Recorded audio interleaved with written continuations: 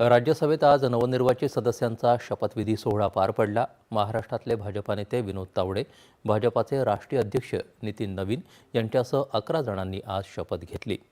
राज्यसभेचे सभापती आणि उपराष्ट्रपती CP राधाकृष्णन यांनी या सदस्यांना शपथ दिली।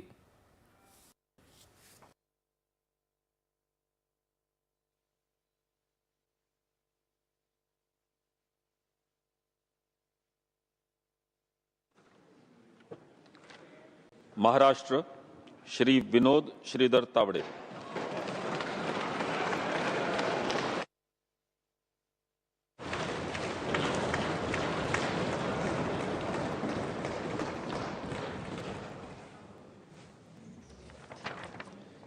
मी विनोद विजया श्रीधर तावडे राज्यसभेचा सदस्य म्हणून निवडून आलो असल्याने ईश्वर साक्ष शपथ घेतो की कायद्याद्वारे स्थापित झाले आहे अशा भारतीय संविधानाबद्दल मी खरी श्रद्धा व निष्ठा बाळगीन।